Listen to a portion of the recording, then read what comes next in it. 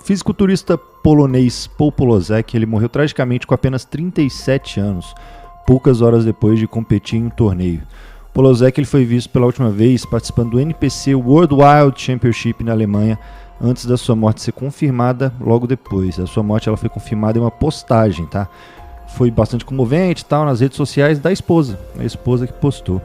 E ela deu a notícia em sua página do Instagram e colocou uma frase lá, dizendo que o fisiculturismo era sua vida. Ele não foi esquecido, você em nossos corações chamaremos para sempre. A primeira competição de Atwood foi em 2000. Ele ficou em primeiro lugar na categoria super pesado no Junior USA. Esse cara é muito famoso por estar em várias montagens que viralizaram há muitos anos atrás. Ele se tornou profissional quando estreou no Toronto Pro de 2001. Ele conquistou o primeiro colocado e virou Pro. O Atwood ele teve um fim trágico, né? Ele estava andando pela área da piscina, no condomínio, quando ele teve um ataque cardíaco fulminante, sem mais nem menos. 2 moradores que estavam na piscina o viram cair, imediatamente puxaram o cara para fora. Embora eles tenham conseguido reanimá-lo e chamar os paramédicos, o Atwood faleceu em um hospital próximo aos 37 anos. O relatório do legista mostrou que Atwood morreu de um ataque cardíaco fulminante. Ele também afirmou que o atleta, sem saber, sofreu um pequeno ataque cardíaco cerca de um mês antes. Olha aí. George W. Peterson, o George Peterson, ele morreu dias antes de competir no Olímpia 2021. Ele era classe physique e ele competia há muito tempo na 212 também. Ele esperava voltar para o palco do Olímpia e quebrar a sequência de terceiros colocados que ele estava ficando aí direto. O astro do fisiculturismo de 37 anos foi encontrado em seu quarto de hotel de bruços. Alegadamente, ele foi encontrado com sangue ao redor do nariz, e o que sugere que a sua morte pode ter sido relacionada a um aneurisma. O treinador dele e funcionários do hotel, posteriormente, os paramédicos, tentaram reanimá-lo com uma manobra de ressuscitação, mas sem sucesso, pois parecia que ele havia falecido há várias horas. O fisiculturista profissional Baitola Abaspour, ele morreu em agosto de 2015 após uma dura batalha contra vasculite, um distúrbio que envolve inflamações nos vasos sanguíneos.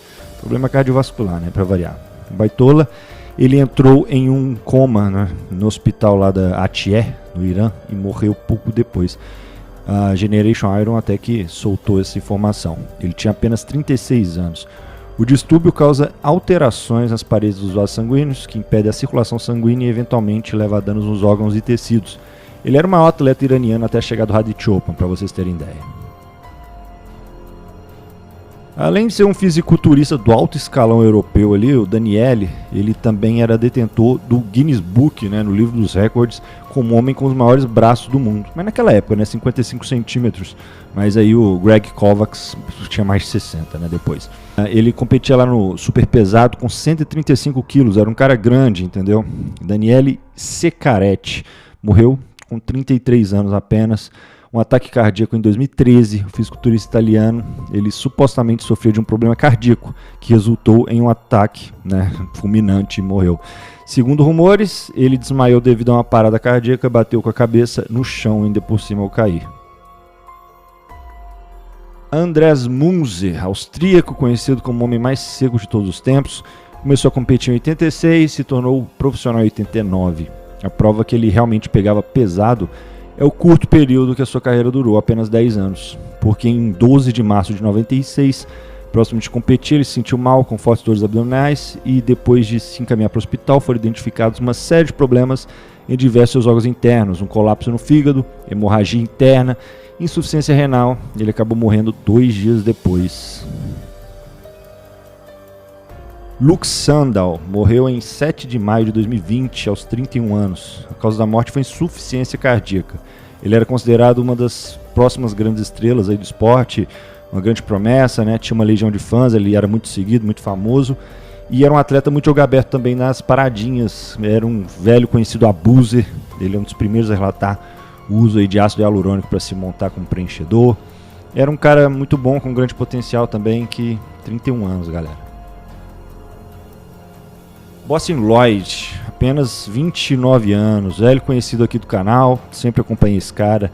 Ele era ainda mais abusador que o Luke. E a companhia dele aí, ó, tá vendo? Só ajuda a comprovar isso, né? Tá aí treinando com o também falecido Rich Piana. Boston Lloyd estava no grau máximo de insuficiência renal. Segundo ele, a causa era aquele peptídeo que promove a apoptose celular de gordura, de células de gordura.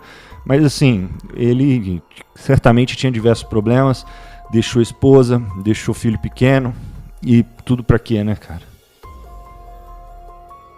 Elizabeth, cujo nome verdadeiro era Meghan Marshall. Ela era uma veterana da Marinha dos Estados Unidos. Ela se interessou pelo fisiculturismo em 2013. Virou a Pro depois de vencer o NPC Junior USA Championship em 2018. A Meghan, ela faleceu tragicamente com apenas 28 anos, cara. De acordo com um post da mídia social da mãe dela, que foi quem divulgou, mas ela não mencionou a causa mortis.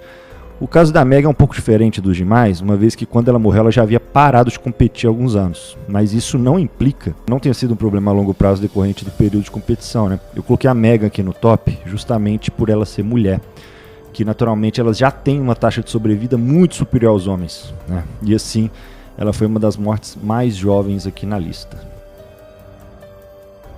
Por fim, o monstro de 136 quilos, Dallas McCarver. Era uma promessa e realidade também de fisiculturismo, né? Todo mundo acreditava que ele estava destinado a ser um futuro campeão do Mr. Olympia. O Dallas começou a sua carreira cedo.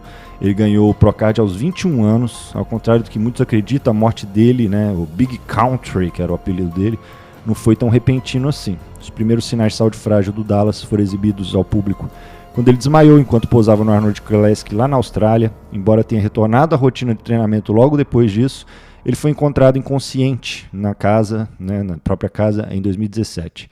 No momento da sua morte, foi relatado que ele morreu após engasgar com comida.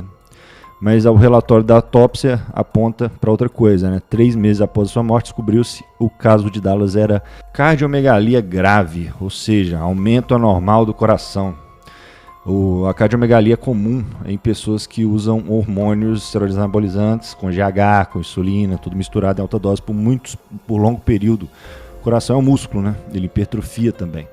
O coração do Dallas ele pesava cerca de 833 gramas, quase 3 vezes o tamanho de um coração humano normal, que pesa cerca de 300 gramas. A autópsia do Dallas afirmou explicitamente que ele morreu devido a um evento cardíaco agudo, pondo fim à sua meteórica carreira. Bom, o vídeo foi esse, galera. Valeu, um abraço e até mais.